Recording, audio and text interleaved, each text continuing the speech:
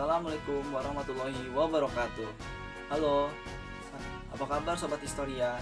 Saya, Ian Ardianto, mahasiswa program studi Pendidikan Sejarah, Fakultas Keguruan dan Ilmu Pendidikan, Universitas Muhammadiyah, Profesor Dr. Hamka, Jakarta. Dalam video ini, saya akan menjelaskan kepada kalian mengenai informasi tentang perjalanan kepanduan dalam kebangkitan nasional, di mana masyarakat di Indonesia masih beranggapan bahwa kepanduan hanya ada pada tahun 1961 yang saat ini kita rayakan sebagai Hari Pramuka setiap tanggal 14 Agustus. Namun pada kenyataannya kepanduan sudah ada di negeri ini sejak Belanda menguasai negeri ini. Dan di-liku yang dihadapi oleh kepanduan menghasilkan tokoh-tokoh besar di negeri ini. Ini membuktikan kepada kita bahwasannya kepanduan sebagai organisasi pembinaan anggota muda yang menanamkan jiwa nasionalisme, emosional, sosial, spiritual, dan fisik. Untuk itu, tetap stay tune dalam video ini karena saya akan menginformasikan semuanya perjalanan awal kepanduan di Hindia Belanda hingga kedatangan Baden Powell dan Lady Olive di Hindia Belanda pada tahun 1934. Bagi kalian yang ingin bertanya, silahkan untuk menuliskannya di kolom komentar agar kita bisa saling tukar pikiran mengenai informasi tentang kepanduan yang ada di Indonesia dan di dunia. Tak perlu panjang lebar lagi, kita langsung aja ke TKP. Letnan Jenderal Robert Stephenson Smith Baden Powell, yang merupakan veteran Perang Boer Kedua, mengajak 21 pemuda Inggris untuk berkemah di Pulau Bronsey pada tanggal 1 Agustus 1907.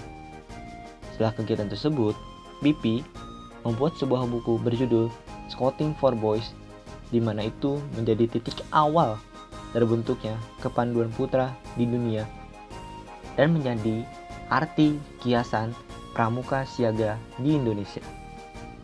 1 Agustus juga diperingati sebagai Hari Skrap Sedunia, di mana anggota pandu dan non-pandu menggunakan skrap atau kacu dalam kegiatan sehari-harinya pada tanggal tersebut. Belanda sebagai penguasa Hindia Belanda membuka cabang Nederland Padvinders Organisatie atau NPO di Batavia pada tahun 1912. Keanggotaan pada NPO hanya bisa diikuti oleh orang-orang Belanda atau orang-orang Eropa di Hindia Belanda. Sedangkan kaum Bumiputra tidak bisa menjadi anggota NPO karena perbedaan status sosial dan dikhawatirkan oleh Belanda menjadi wadah pergerakan untuk memerdekakan diri dari Belanda.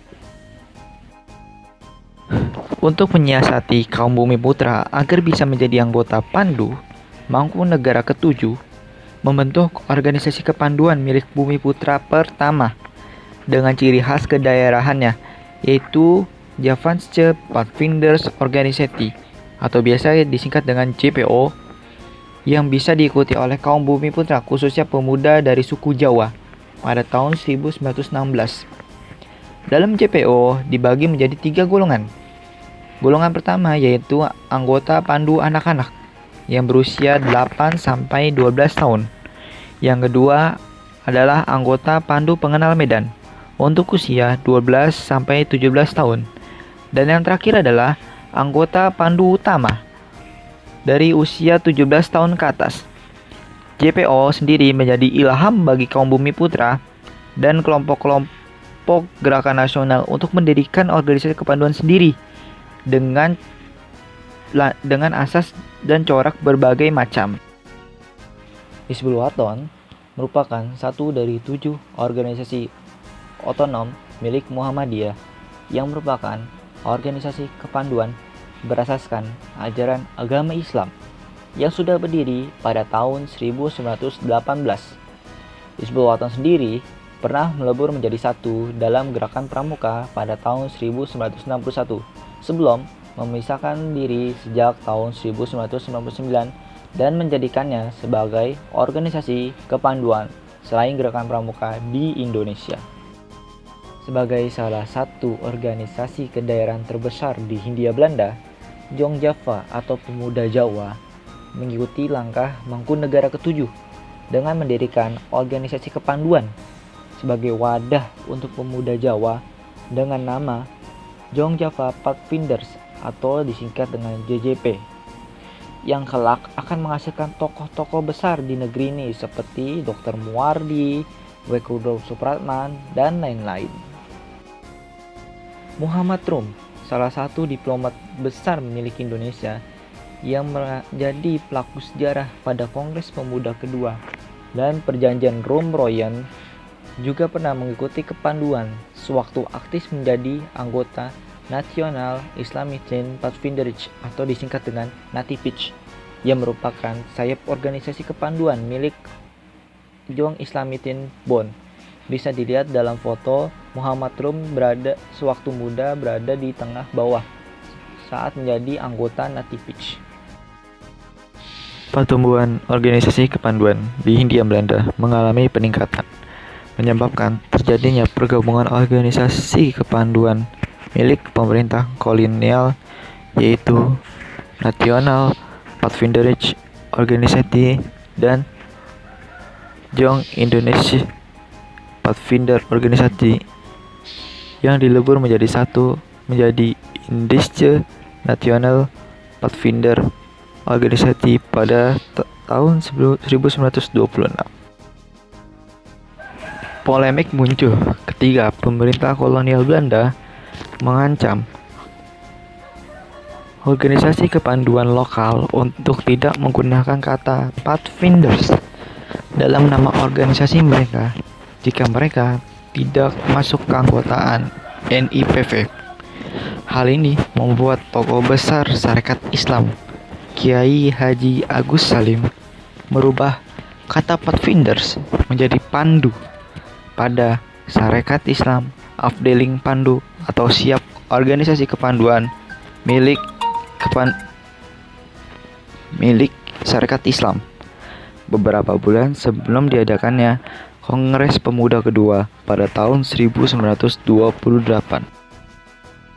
Bulan Oktober 1928 diadakan Pertemuan Besar Pemuda se-Hindia Belanda untuk melanjutkan rumusan Kongres Pemuda pertama pada tahun 1926, di mana pada Kongres Pemuda kedua melahirkan dua gerakan besar, yaitu pertama, Ikrar Sumpah Pemuda Bertanah Air Satu, Tanah Air Indonesia, berbangsa yang satu, bangsa Indonesia, dan menjunjung bahasa persatuan, bahasa Indonesia. Dan juga diperkenalkan lagu Cikal Bakal Lagu Kebangsaan Indonesia Raya oleh Wek Rudolf Supratman, yang merupakan salah satu anggota pandu dari Jong Java Pathfinders.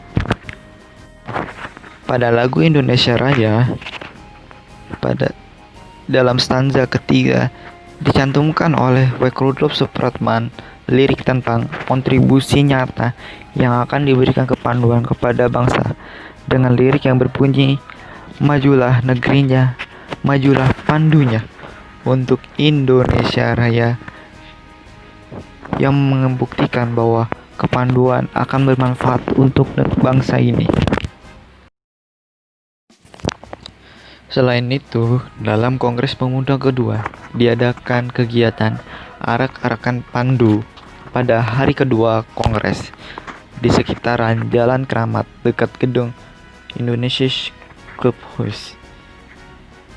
Juga diberi kesempatan 3 orang perwakilan dari Pandu untuk berbicara pada kongres tersebut, yaitu pertama Mr. Sunario Sastrowardoyo, Ketua Persaudaraan Antar Pandu Indonesia.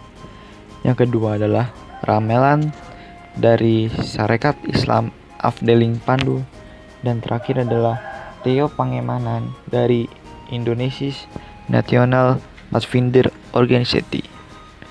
Hal itu membuat putusan Kongres mencantumkan pendidikan kepanduan sebagai salah satu tentang keyakinan persatuan Indonesia.